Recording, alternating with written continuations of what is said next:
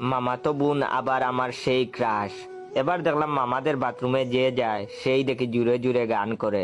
ফার্স্টে ঢুকলো আমার মামাতো ভাই, সে বাথরুমে ঢুকে এই গানটা গাওয়া শুরু করলো। এ জীবনে যারে চেয়েছি, আ আজ আমি তারে পাইনি, আ এবার ঢুকলো মামি। মামি ঢুকে এই গানটা শুরু করলো। দিলবার দিলবার, ও দিলবার দিলবার, होश ना खबर है ये कैसा आचार है तुमसे मिलने के बाद दिल बार। এবার ঢুকলেন মামা। মামা ঢুকে এই গানটা শুরু করলেন। নাচ মেরি রানী, নাচ নাচ নাচ মেরে রানী। সবাই বাথরুমে গিয়ে কেন গান করে, এটা আমার মাথায় ঢুকলো না। এবার দেখি আমার চাপ লেগে গেল। আমি তাড়াতাড়ি বাথরুমে গিয়ে লক করে দিলাম, কিন্তু গান গাইলাম না, যেহেতু এটা আমার ক্রাশের বাড়ি। আমার বেসুরা গলায় গান শুনলে ক্রাশ দৌড়ে পালাবে, তাই চুপচাপ নিজের কাজ করতে লাগলাম।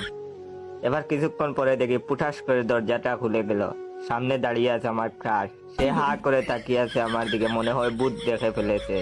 এই বুঝি মাথা ঘুরে পড়ে যাবে। এতক্ষণ পরে বুঝলাম এরা সবাই বাথরুমে গিয়ে কেন গান করে। আসলে বাথরুমের দরজার লকটা নষ্ট ছিল। এখন আমার ইচ্ছে করতেছে কমেডের ভিতরে মুখ লুকিয়ে বসে থাকি।